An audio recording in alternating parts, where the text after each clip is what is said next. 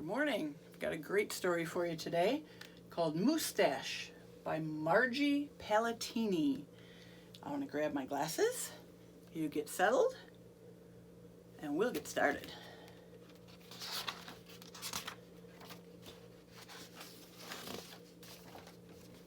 Moose had a problem. A horrible, hairy, prickly problem. It grew right below his nostrils and just above his upper lip. A moosestache.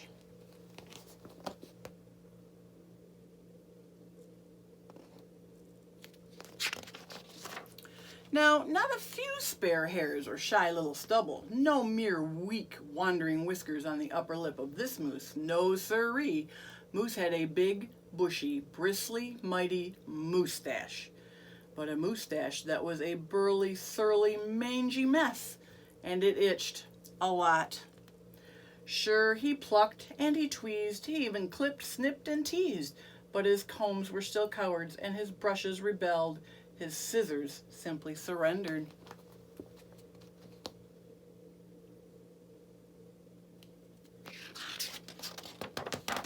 Moose was in a frizzy tizzy. The moosestache was completely cripping his style. He was a great hoofer, but he could barely bop and hip-hop with a moosestache that was going flip-flop.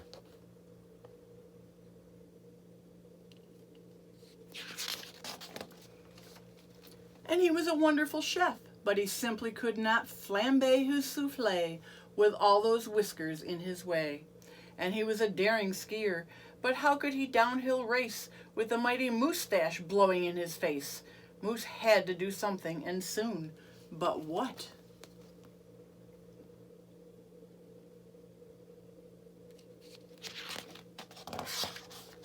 After days and days of much serious thought, Moose got an idea. He crossed some hair here, he crossed some hair there, and he tied his moosestache around his neck. A moose scarf seemed to be the ideal answer to his problem.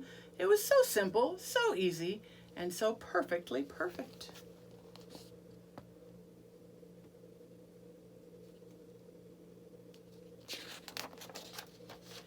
But then his moosestache got knotted and mangled and horribly tangled, and those hundreds of hairs still prickled and tickled.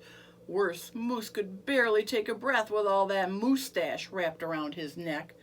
So Moose untied, unwrapped, unknotted, and gulped in some fresh air.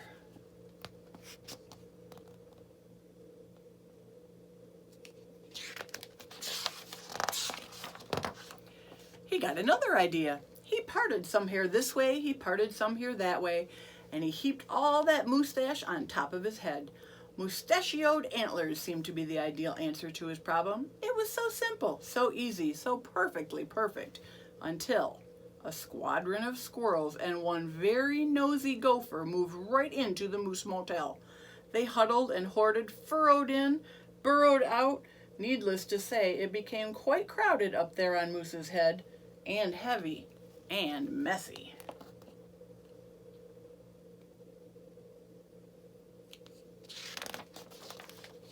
And very, very noisy.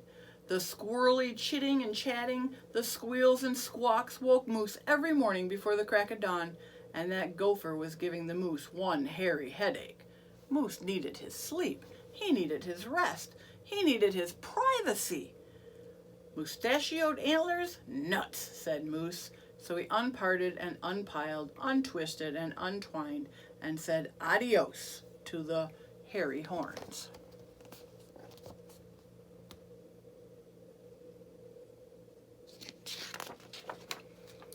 But now what? What?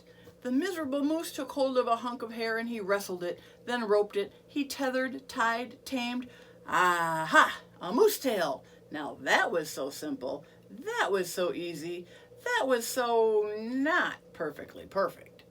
Talk about a dizzy do. Moose didn't know if he was coming or going, backwards or forwards, this way or that.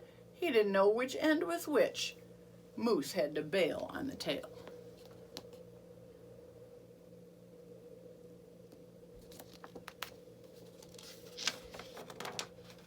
And so he thought and thought and thought some more. But no other idea was a worthy winner. Braids were a bother. A moustache sweater? Too sweltering. And a net? Not.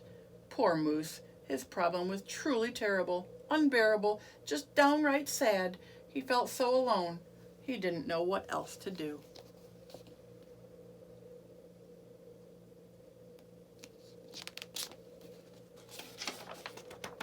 Then, call it fate, call it destiny, but it was probably dumb luck. But one day Moose tripped on his moustache and just had no time to duck. Oomph! Well, pardon me, they both said as they bumped. Then they blinked and they stared and their hearts went thump thump. She was a moose with a bouffant so bodacious, outrageous, well, it was just plain old big. Hair after hair piled higher than high, a skyscraping dew of glorious curls, a tower of swirling twists and twirls. She was simply splendid, stupendous, absolutely superb.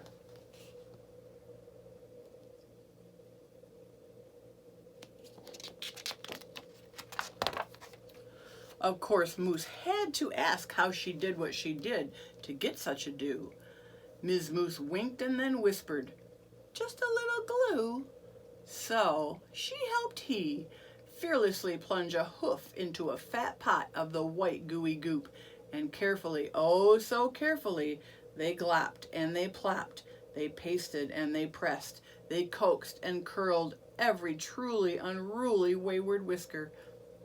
Around and around they tweaked and twirled those horrible hairs until Moose's once mangy mess was now a wondrous winding wave of marvelous moustache. Moose gazed in the mirror and smiled a broad, moosey smile. He was so happy, so glad, so giddy with glee. He looked dashing and handsome. Moose gushed, "Is that really me?"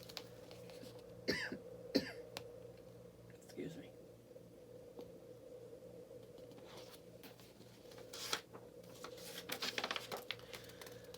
With not a care for one hair, the moose pair boogied and bopped.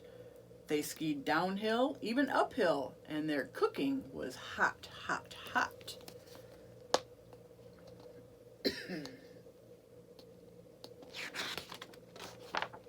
And so, of course, it wasn't long after that Moose and his moustache and his beautiful bride foxtrotted and tangoed and waltzed down the aisle. Good hair days, bad hair days, they vowed to love and to cherish, and with hearts heaped with love and pots filled with goop, they both sighed, "I do glue," and promised never to part.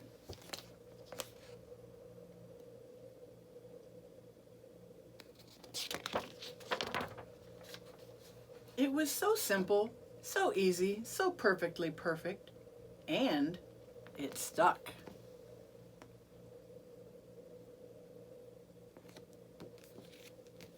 That's the end of that story.